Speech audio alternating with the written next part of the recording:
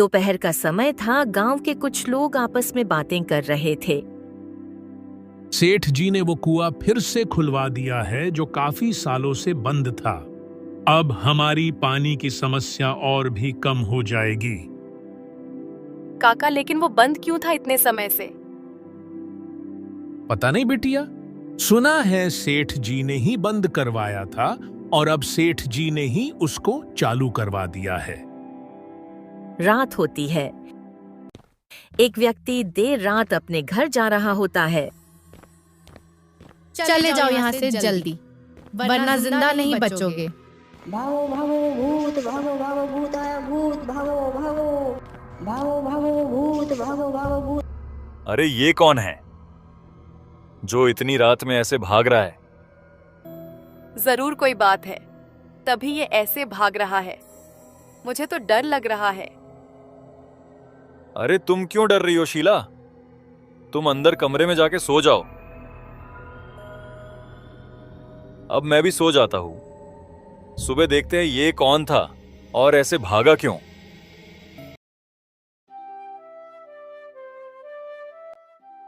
रात की खबर का पता है क्या किसी को? एक व्यक्ति देर रात मेरे घर के आगे से बड़ी तेजी से भागा था। पता नहीं क्या हुआ था उसके साथ ऐसा। भाई मैं ही था वो। भाई तो ऐसा क्या हुआ था आपके साथ जो आप इतनी जोर से चिल्ला के भागे थे? मैं कल काम के चक्कर में लेट हो गया था, तो मैं देर रात अपने घर जा रहा था। मैं जैसे ही कुएं के पास से गुजर रहा था, तभी अचानक एक आवाज आई कि चले जाओ यहां से, वरना जिंदा नहीं बचोगे।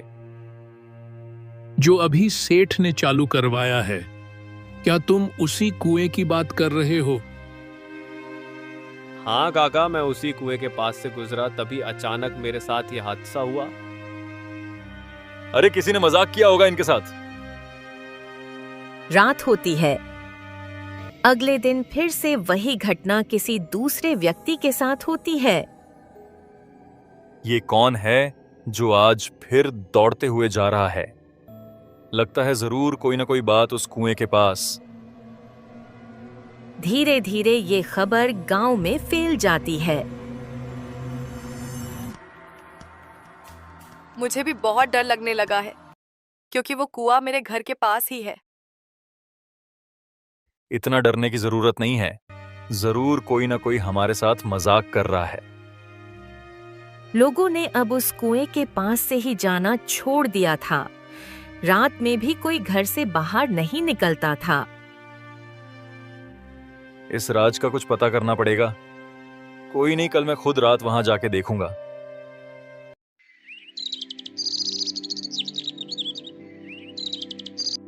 मुझे लगता है सेठ जी ने वो कुआं खुलवाकर बहुत बड़ी गलती कर दी है।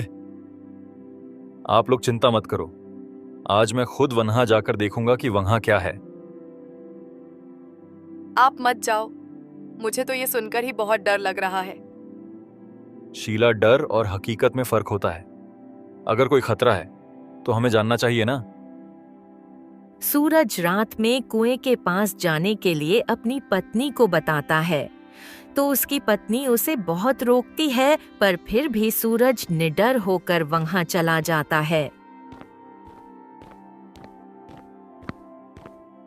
डरावनी रात हो रही होती है। उस कुएं के डर से पूरा गांव सुनसान पड़ा होता है। सूरज जैसे ही कुएं के पास पहुंचने वाला होता है, तभी आवाज आती है, चले जाओ यहाँ से, वरना जिंदा नहीं बचोगे। आखिर तुम कौन हो? तुम हम गांव वालों को क्यों परेशान कर रही हो? तुम्हें अपनी जान प्यारी है या नहीं? चले जाओ यहाँ से, वरना आज तुम्हारी मौत निश्चित है। इतने में तेज हवाएं चलने लगती हैं। अजीब अजीब सी आवाजें आने लगती हैं। सूरज भी एक पल के लिए सहम जाता है। लगता है मेरा जाना ही सही रहेगा यहाँ से इस वक्त। सूरज वापस घर चला जाता है। अगले दिन सूरज गांव के लोगों को चौपाल में बातचीत करने के लिए बुलाता है। सूरज अपने साथ हुई घटना के बारे में भी गांव वालों को बताता है। हमने तुम्हें पहले ही वहां जाने को मना किया था, पर तुमने किसी की सुनी ही नहीं। अब हम सबको मिलकर इसका कुछ ना कुछ हल निकालना ही पड़ेगा। धीरे धीरे कुएं के आसपास के जितने भी घर थे वो सभी अब उन्हें खाली करके कहीं और बसने लगे थे। सूरज काका के पास जाता है। काका, सभी लोग अब कहीं और बसने लगे हैं। ऐसे तो हमारा गांव ही खाली हो जाएगा। कुछ हल निकालिए इसका काका। सूरज, मुझे तो कुछ समझ ही नहीं आ रहा। आखिर ये सब चल क्या रहा है हमारे गांव में? काका सोचने लगते हैं। एक बहुत पुराने पंडित है, हमें उनके पास जाकर इस बारे में बताना चाहिए। मुझे विश्वास है वो हमारी जरूर मदद करेंगे।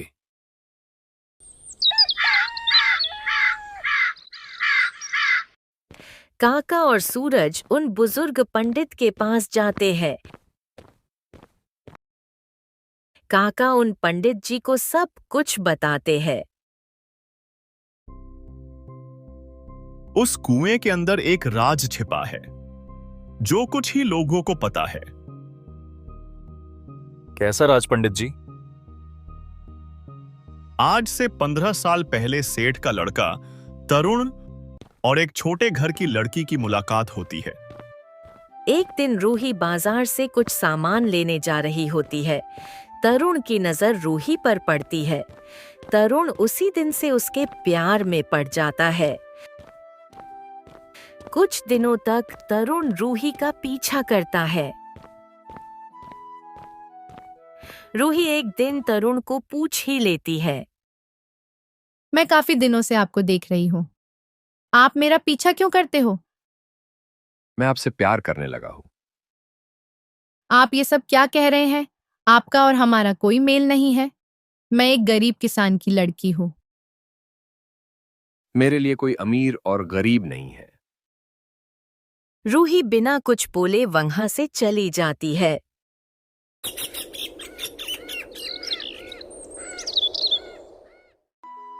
धीरे धीरे दोनों की मुलाकात होने लगती है।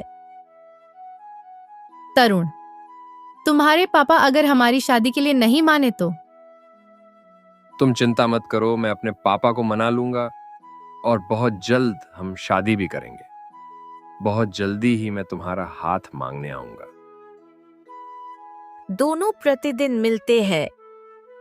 एक दिन सेठ का नौकर उन दोनों को साथ में देख लेता है। सेठ जी, बहुत बुरी खबर है आपके लिए। क्या बकवास कर रहा है? कैसी बुरी खबर? क्या हुआ? नौकर सेठ को सब कुछ बताता है।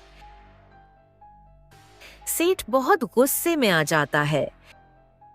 तरुण घर लौटता है। तरुण, ये मुझे क्या सुनने को मिल रहा है? तुम उस रघु की बेटी के साथ घूम रहे थे। बाबा, मैं आपको बताने ही वाला था। मैं उससे प्यार करता हूं। दिमाग तो सही है तुम्हारा। उसकी और हमारी हैसियत का अंदाजा है या नहीं तुम्हें? बाबा, इसमें गरीब आमिर, क्या वो भी एक इंसान ही है? सेठ गुस्से से लाल हो जाता है। भूल जाओ उसको जल्दी। चले जाइए यहां से अब।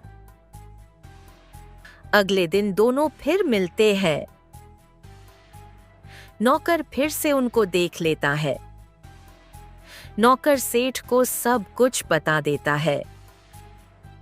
इसने मेरी नाक कटवा के रख दी है। किसी को पता चलेगा तो मेरी इज्जत का क्या होगा? सुनो, ये लो, और ये बात किसी को बताना मत। ठीक है मालिक। अगले दिन सेठ रघु के घर जाता है।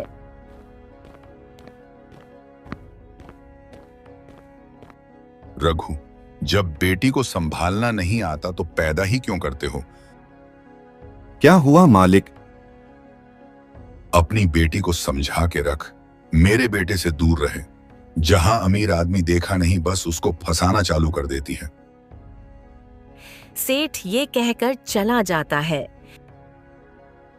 शाम को रूही घर आती है। ये मैं क्या सुन रहा हूँ? तुम सेठ के बेटे के साथ घूमती हो। घर की इज्जत का ख्याल है या नहीं? बाबा, हम दोनों एक दूसरे से प्यार करते हैं। आज से तेरा बाहर निकलना बंद। उधर तरुण भी अपने पिता से काफी बहस करने लगता है कि वो रूही से ही शादी करेगा। सेठ तरुण को कुछ दिनों के लिए अपने बड़े भाई के यहाँ भेज देता है। ठाकुर एक दिन रूही को झूठी खबर भिजवाता है कि तरुण उससे मिलना चाहता है। जैसे ही रूही के घर पर सब सो जाते हैं तो रूही रात में निकलती है। रूही वहां पहुंचती है। तभी सेठ और उसके कुछ साथी आ जाते हैं। सेठ जी, आप यहाँ कैसे? मुझे तो तरुण ने बुलाया था। मैंने ही तुम्हें झूठी खबर भिजवाई थी। ये रात तुम्हारी आखिरी रात होगी। जैसे ही सेठ के साथी रूही की तरफ बढ़ते हैं, रूही वहां से भागने लगती है। सेठ और उसके साथी रूही का पीछा करते हैं। रूही कुएं के पास पहुंचती है। मुझे जाने दो। आज तो सिर्फ तेरी लाश ही यहां से जाएगी। इतने में रूही कुएं में छलांग लगा देती है। सेठ घबरा जाता है। भागो जल्दी यहां से, वरना हम सब फंसेंगे। सुबह तक सेठ अपने कुछ लोग भेज के ये खबर फैलवा देता है कि रूही ने कुएं में कूदकर आत्महत्या कर ली। रूही के माँ बाप काफी रोते हैं और कुछ दिनों बाद वो ये गांव भी छोड़ देते हैं। फिर सेठ ने वो कुआं बंद करवा दिया था। अब वो कुआं सेठ ने दोबारा चालू करवाया है। मुझे लगता है रूही की आत्मा अभी तक उसी कुएं के पास भटक रही है। एक दिन सूरज काका से मिलने जाता है। काका, मुझे आपकी मदद की जरूरत है। आप मेरे साथ आज रात उस कुएं के पास चलिए। आप बुजुर्ग हैं, हो सकता है आपको देखकर वो कुछ न कहे। ठीक है सूरज, मैं आज रात तुम्हारे साथ चलूंगा। काका और सूरज रात में उसी कुएं के पास जाते हैं। फिर से तेज हवाएं चलने लगती हैं और आवाज आती है। तुम्हें अपनी जिंदगी प्यारी है या नहीं? इतना समझाने के बाद भी तुम लोगों ने यहाँ आना बंद नहीं किया। बेटा, मैं तुम्हारे पिता समान हूं। तुम मुझे बताओ, ऐसा क्या हुआ है जो तुम हम सबको यहाँ आने नहीं देती? मुझे तुम्हारी कोई बात नहीं सुननी। चले जाओ, वरना अपनी जिंदगी से हाथ धो बैठोगे। रूही बेटा, शांत हो जाओ। वो आत्मा अपना नाम सुन के चकित हो जाती है। इसका मतलब तुम्हें मेरे बारे में पता है? हाँ बेटी, हमें आज ही तुम्हारे बारे में पता चला है। तुम हमें बताओ कि तुम्हें क्या चाहिए। आखिर कब तक हम गांव वाले डर डर के जिएंगे? मुझे इंसाफ चाहिए। क्या दिलवा पाएंगे आप इंसाफ? मुझे न्याय दिलाओ, वरना ये गांव कभी चैन से नहीं सो पाएगा। कैसा इंसाफ बेटा? कौन लड़ेगा उस सेठ से? मुझे न्याय दिलाओ, वरना ये गांव कभी चैन से नहीं सो पाएगा। कुएं से एक सफेद धुंध निकलती है। एक क्षण के लिए रूही दिखाई देती है। मैं दिलवाऊंगा तुम्हें इंसाफ। सूरज और काका वन्हा से चले जाते हैं। एक दिन सूरज और काका सेठ के घर जाते हैं।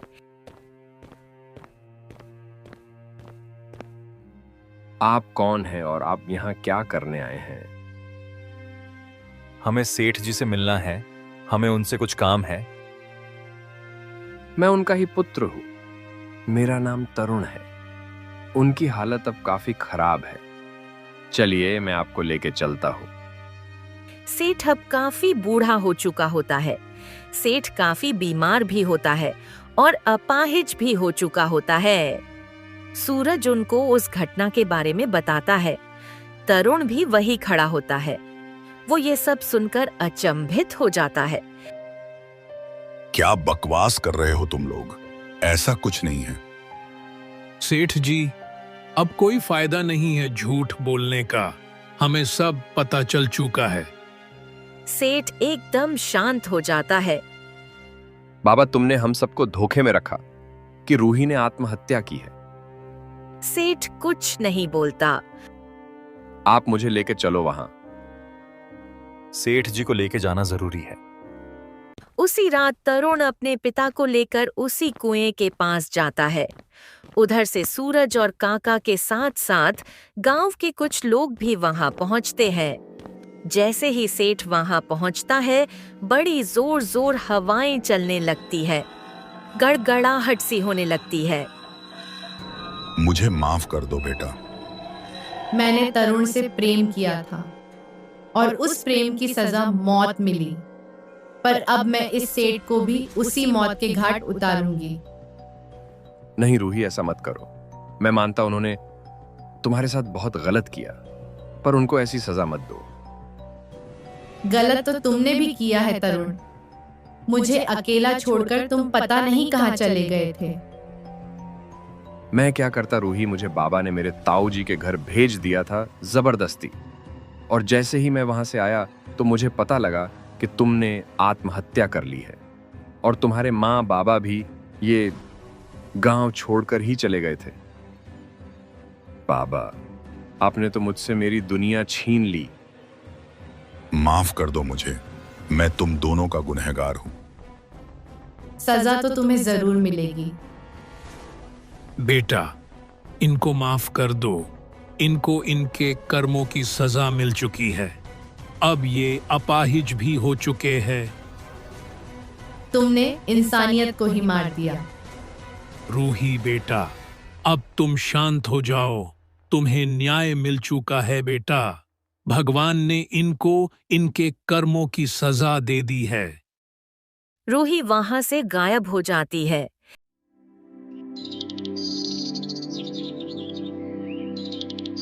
सुबह होती है। अब गांव फिर से जगमगा उठता है और उस शापित कुएं से भी मुक्त हो जाता है। अब लोग बिना डरे किसी भी समय उस कुएं के पास चले जाते हैं। उस कुएं से पानी भरते हैं। सच्चा प्रेम कभी नहीं मरता, और अन्याय चाहे कितने भी साल छुपा रहे, एक दिन सामने आ ही जाता है। जो लोग अपने अहम और झूठी इज्जत के लिए मासूमों का शोषण करते हैं, उन्हें अंततः अपने कर्मों का फल भुगतना ही पड़ता है। अगर आपको हमारी ये वीडियो अच्छी लगे तो वीडियो को लाइक और चैनल को सब्सक्राइब जरूर करें। हमें आपके सपोर्ट की बहुत जरूरत है।